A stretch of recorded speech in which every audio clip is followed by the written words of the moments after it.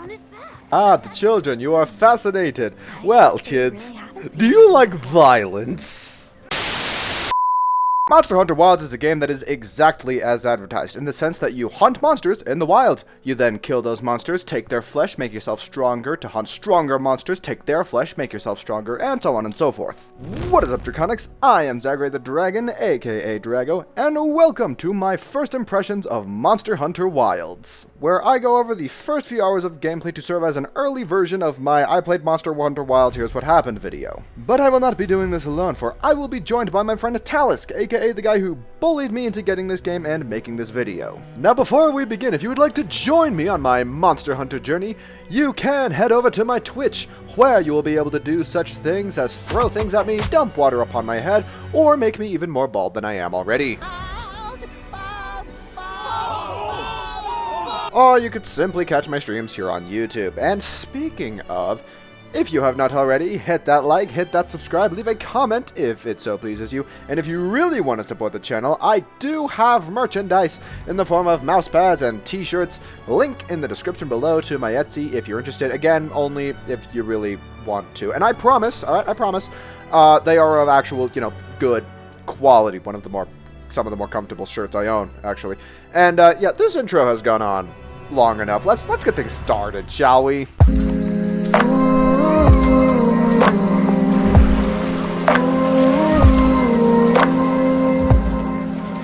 So we open with a village being attacked by a new monster, a real force of destruction, whatever this white dragon-looking thing is.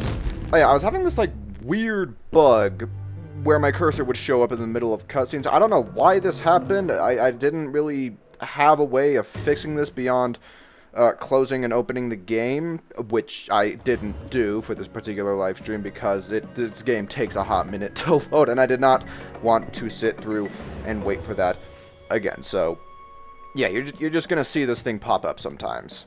We then see a father desperately trying to give his son a means of escape from this terrifying creature that has attacked them. Though unfortunately, this does mean leaving the kid on his own.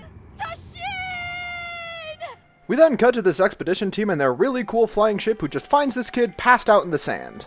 So they go and recover the kid, where he's continuing to speak his native tongue, specifically the word father. It's an ancient language. Right. Yes. Oh, we don't speak the same language as him. And this is, as far as I understand, what kicks off the entire story. See, this place was thought to be just completely uninhabited and uninhabitable. I mean, look at this place. It's a wasteland. How the heck can people live here? Except they do live here somehow. I don't know how, but they do. Anyways, they take the kid back to the ship to, get him back to health, and some focus is put on that amulet of his. But Chekhov's gun will be firing some other time, for now is the time for character creation. Alright, I'm not going to bore you with the details of making my character, but can I just say that the starting armor in this game looks freaking sick. And so with that, me and the Palico that I named Pepsi were ready to take on the world. Oh, hey there. Hey! Over here! Yes, knew I forgot something. Apparently you can actually make your Palicos be able to talk in this game, like speak actual English instead of, cat sounds. As for the cutscene I seem to have interrupted, alright, flashback take 2. Whoa. Your reputation precedes you, Hunter. I trust you know what I've called you here to discuss. Yes, Of course! The Forbidden Lands? Oh, he actually does talk! Oh, that's... More precisely, He then talks about how the kid that was rescued was able to communicate that he was part of a village called the Keepers, who had been living in that land for generations, all the while we had thought the place to be uninhabited, with the kid's pendant being the sole evidence for this village's existence. As for the monster that attacked the kid's village and forced him to be stranded, we're thinking that it might be a previously thought to be extinct species of monster, so that's a fun little thought, isn't it? We are then introduced to Alma, who is this game's handler, and then also introduced to the boy himself, which is when we flash forward back to the present. But then the kid, who is named Nata by the way, spots somebody who is riding upon what I will call a chocobo, being chased by what I will call sandworms. But then, after spotting a stray chocobo, I apparently decide that now is the time for action.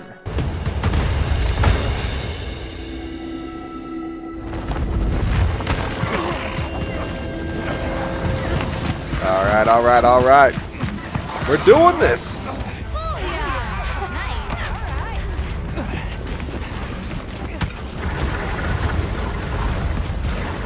So yeah, this game just throws you in head first, leaving me to dodge, weave, and parkour my way to the person who is in need of rescuing.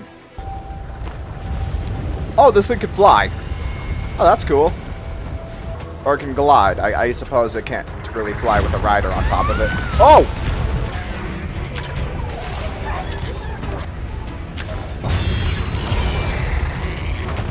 Alright, let's roll! Come here. Yeah. Hang on.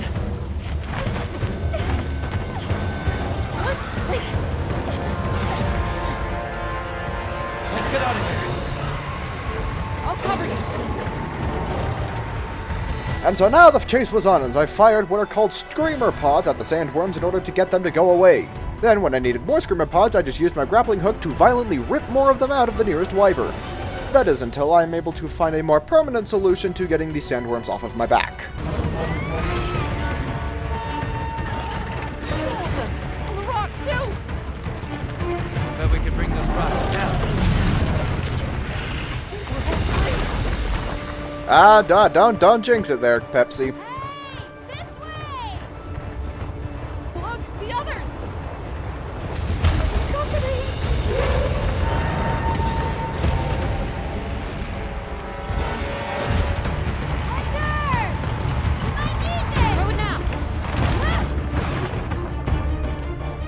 Weapon.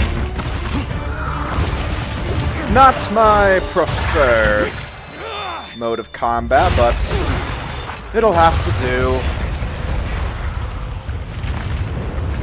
I then reassure the girl that she is now safe before the handler comes and starts to interview her on how she came into such a precarious predicament. So she and her brother were practicing their sacred riding, sacred being the actual name of what I call the chocobo, but then they were attacked, but not by the things that we just saved her from.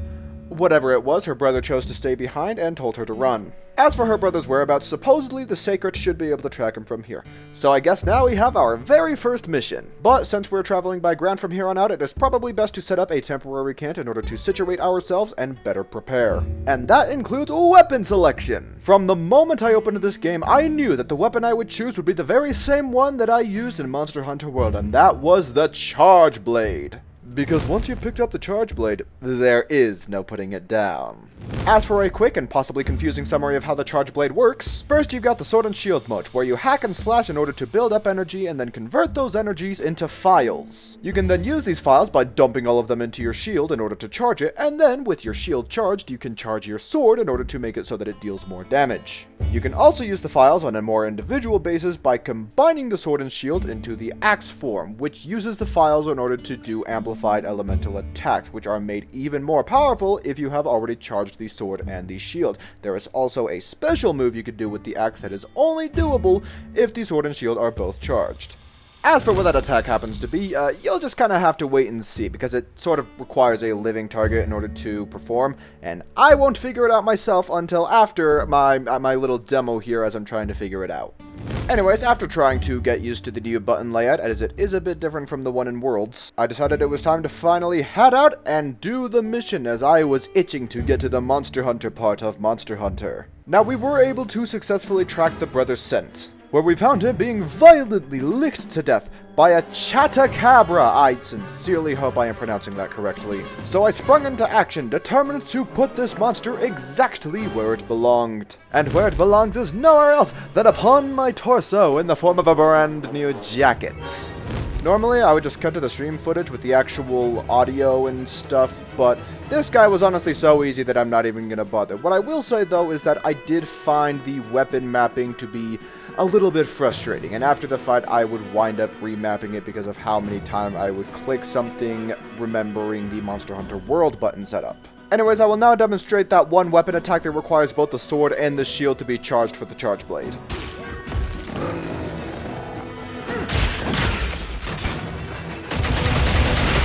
Ooh! I have now discovered what a focus strike is, and it looks flippin' sick with the Charge Blade. Ooh! That's what that third icon is. It's official, Charge Blade is superior. Charge Blade is not superior. Agree to disagree. If we're going based off full looks, Lance is superior. Anyways, after decking this creature and harvesting its corpse, the brother, whose name I do not remember, approaches and is just shocked that what I was able to accomplish here was even humanly feasible. We then tell him about his sister, assuring him that she is safe and saying that we will bring him to her. We then cut to arriving at base camp, and I just love the look of amazement on this guy's face. Though I suppose the industrial nature of how we do things is fascinating to the tribespeople. Anyways, we begin directing Isai back to his sister, giving both him and me, the player, a sort of mini-tour of the base camp. Before, you know, he actually reunites with his sister. Telling you, we just need some space. She's fine. But she needs aftercare. Which we're perfectly capable of. Nona! Isai, you're okay! The winds. The siblings then express our gratitude before me and Alma go back into questioning mode. They then tell us that they are from a village not far from here, and when Alma asks if they know of a tribe called the Keepers, they express that they have never heard of such a thing. But that does strike him as the type of thing that his village elder would know. I then ask how they ended up in their precarious predicament, and he explains that the monster I killed was in fact the thing that attacked him, and he just kind of got his sister to run. He tried running himself, but the monster followed him. He then explains that he's never seen tools like the one I used to defeat the monster before. Now, I'm noticing he uses the word tool here, which leads me to ask, do y'all not know what weapons are?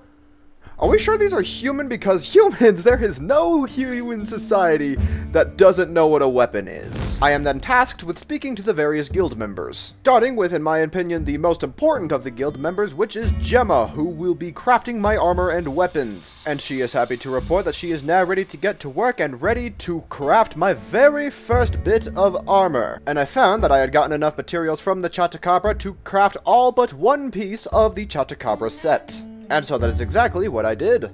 With my new armor, I then go and introduce myself to what I can only describe as just this general store guy, or like the general shop guy, or whatever. You know, he just gives me all of the basic stuff that I need in a given hunt. And then I go speak to Olivia, who is in charge of the training area, which I guess I use in order if I want to learn a different weapon than the one I already have. We then have ourselves a little bit of a base meeting, where we go over the goals we have, including finding the White Wraith, which attacked the Keeper's village, and also, you know, finding the Keeper's tribe. Now, before I receive my next mission, I am to enter my tent, which I only need to do briefly in order to finally unlock multiplayer and actually join games with Talisk. Now, due to how the game works, we can't actually interact, like, in the game itself, unless we are actively in a mission. So, like, this hub area, or, like, in the story stuff, we get separated again and we can't see each other. But we can still hear each other on the microphone, since we don't use the in-game voice chat.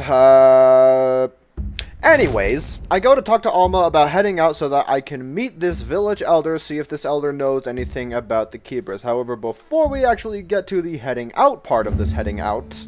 Does 2,000 work? Go right ahead. Yeah, I'm gonna throw one at you right now, though. Yeah. Resources... Ow! Owie! The frick? You're causing me... You're causing my head to disappear! Ow! Anyways, we then set out to go and meet with the village elder. But when we get to the village, we find that we had shown up at a bad time and have been denied entry. And on top of that, we are expected to leave our sacred there, meaning that we now have to walk back to base camp. Upon returning to base, Alma notices that the support team has not actually returned yet, so I guess we gotta go find them. Oh, never mind, they're in trouble. Let's go save them. And given the urgency of the situation, this is a real bad time to find myself without a mount. So sprinting on my own 2 feet and picking up any materials I happen to come across, we arrive at the scene to find that the support team is being attacked and for whatever reason refuses to relinquish their provisions in order to make their escape. Now, as it turns out, this thing is a little quicker on its feet than we are, so it's a darn good thing that helps arrive and he brings speed with him, allowing me to officially begin my hunt for what Talisk refers to as KFC. So I catch up to the creature and have Pepsi give it a good old smack on the back of the head, and now its attention is finally on me. However, luckily this time I will not be facing this threat alone. Oh, hi! Don't get taken off.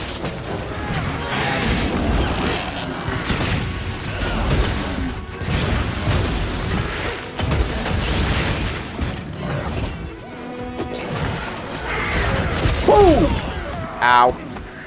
Oh, he wants to do that. Alright, bet. Get back here. Yeehaw! We'll have to carve it. There goes his tail. Tail. I mean, that's extra materials, right? Yeah. Hey, you have a tail, right? No. Do not.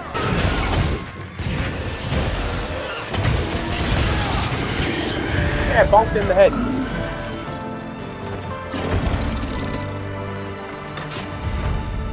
Oh, bones! And with that, our very first official quest and official hunt is complete. And when you complete a quest, you then go to this screen, which will tell you pretty much everything you've collected, as well as present bonus materials as a direct reward for completing the quest in addition to what you collected on the quest. We then thank Isai for bringing back these sacreds, and he says that he trusts we will give them good care, meaning that we get to keep him this time! He then re-invites us back to his village, as whatever prevented us from entering before has now been resolved, and also my hunter rank has gone up a little bit, which means I will now be able to take on level 2 missions. But before we go to the village, there was new armor to be crafted with a new monster defeated, and I'll be honest, this new monster armor set looks spiffy. And by gathering resources, including monster bones, I was able to create the Bone Charge Blade. I was then tasked to introduce myself to the chef, who would prepare meals before each hunt to provide various buffs depending on the meal I chose. I then spoke to Ferdinand the researcher, who basically functioned as this game's bestiary. It was then that I spoke to Asai about finally heading to his village. However, as the cutscene played on our way there, my PC pretty much pooped itself, causing my tracking to stop working. Now, when I say that my PC pooped itself, I mean that I literally could not click on anything outside of the game. I had to close the game just to reboot my VTube model, and apparently the reason this happened is I had turned on ray tracing to see if it would work before the stream, and I forgot to turn it off, which is also why the graphics were looking all wonky and stuff for a minute. Yeah, I'm continuing to experiment with the graphics as I record this, so yeah, bear with me on that.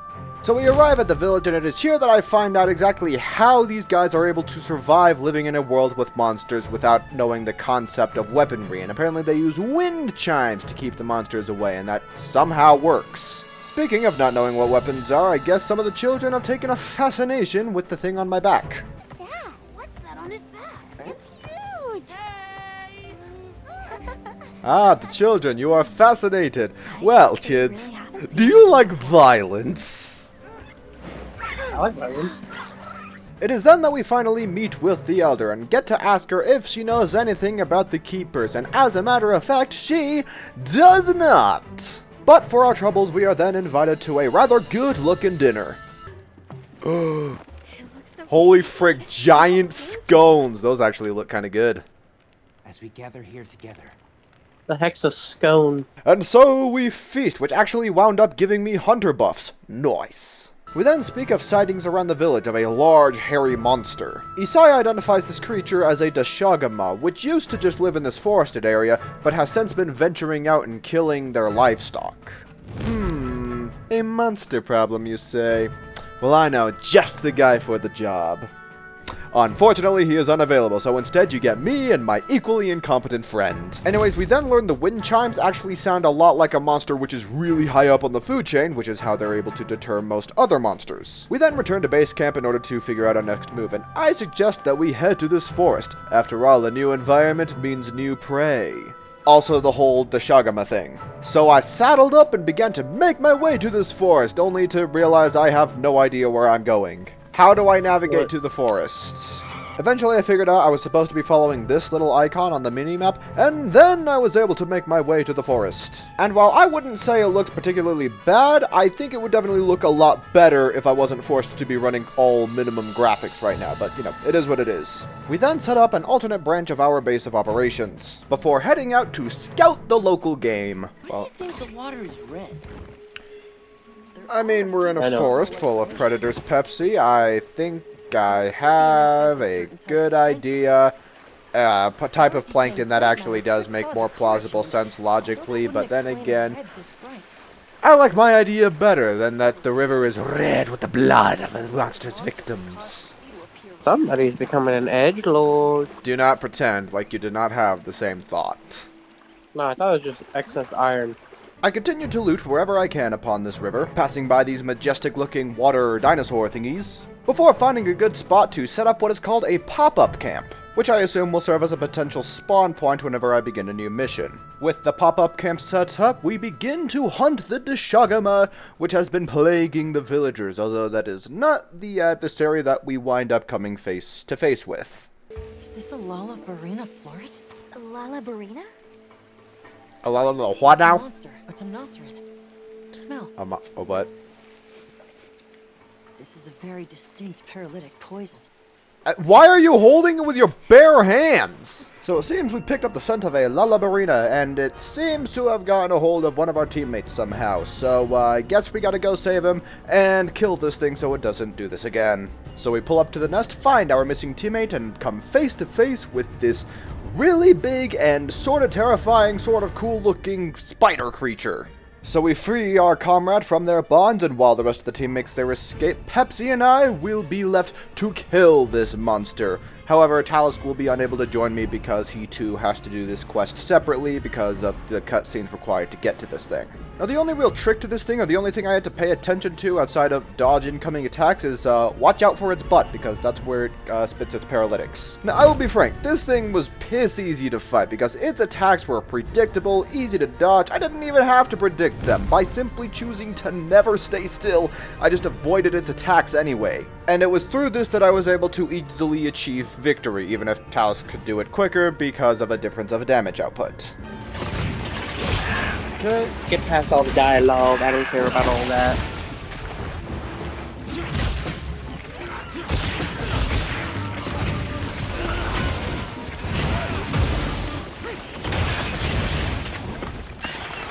Are you still fighting the spider? I am. I believe that it is nearly dead, though. Oh. Thank you for joining us.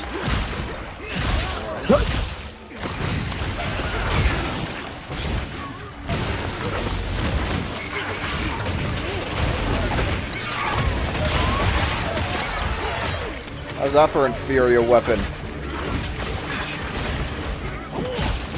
Yeah, the fact that I killed mine faster, but okay. So we collect our prize and return to base, where I am received with thanks by Eric, and we are then tasked with continuing our investigation of the Deshagama. And it seems that Nata would like to join us from here on in, which, you know, I have no problem with. However, further exploration requires further preparations, as I am gifted materials with which I can further upgrade my charge blade, in the form of the Hyperguard 1 charge blade, which just basically has a flat damage boost in comparison to what I have before. Though once elemental affinities become, you know, available to me, I will begin taking those into consideration as well. But in addition to my charge blade, I also found that I could craft a sizable portion of the Lalabarina armor set, and I gotta say, I look real nice. So with my preparations made, I set out to find this Deshagama. However, I then found that our pop-up camp was being raided, except I couldn't do a dang thing about it for some frickin' reason. They then made what looks a whole lot to me like some kind of intimidation display to get us to go away and leave them to their raiding. However, Alma somehow interprets this as them saying, hey, they're friendly and they want us to follow them. They then realize that Alma is non-hostile and I am legally inclined to stay my hand, so they then verbally command us to follow them, taking us back to their base of operations, where we meet their, I assume, chief. He tells us that they are the Wudwuds and that the forest belongs to them, which, you know what, fair enough. You guys were here first, that would stand to reason. So we begin negotiating the return of everything they had taken from us from the pop-up camp, including the very tent itself. And the chief agrees on the condition that we first take out a creature that has been plaguing them. A creature which turns out to be the Deshagama, which I was gonna kill anyways, so you got yourself a deal, little man. I can respect somebody who also kills monsters for the sake of fashion, but before beginning my hunt, I get the bright idea to finally decide to try and experiment with bumping up the graphics just a little bit. This will be an important detail later on. There it is. Probably shouldn't judge how much of an effect this has on my performance quite yet. That is...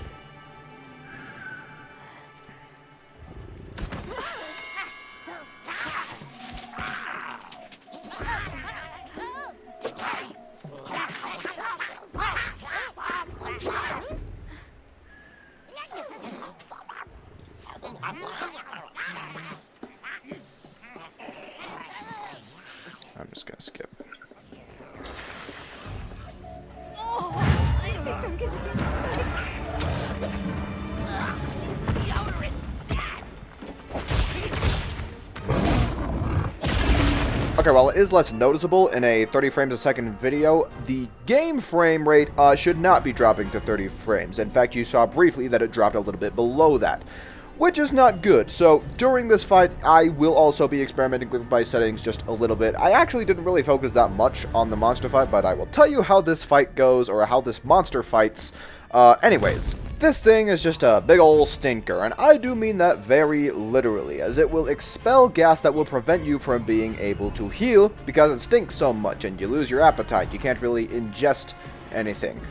But that's really the only problem this thing actually posed. It didn't really deal that much damage because, again, I just move around a lot, which caused this thing to not hit its attacks very well, which is good because my frames were, my frames were suffering.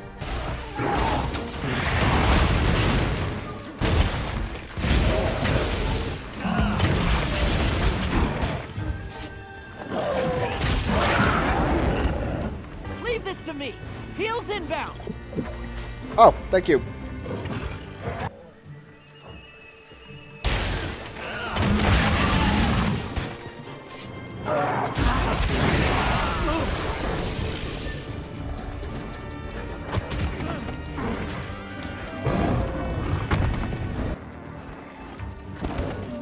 Hey, what are you digging for? I don't know, someone who apparently has to fight monsters. It's dead. No, convenient. Mine just died at the same time. Sweet. Since this is the end of my first impressions video, which this will probably be cut out of the full video, I decided that I will actually be getting around to doing that. This game, it's very fun. It's just really poorly optimized on my PC, so moving forward, for the rest of this video, before starting my next live stream, I'm going to look up a tutorial on how to get the highest graphics without tanking my frames. So, yeah. In the meantime, if you've even managed to watch this far, like, subscribe, blah, blah, blah, all that good stuff, and I will see Then also you subscribe to me. in the next video. And subscribe to Y'all like Talisk that? if you want. Yep. No pressure. In fact, you get negative pressure on subscribing You should to do that and not Talisk. subscribe to Drago instead. Shut up! Come.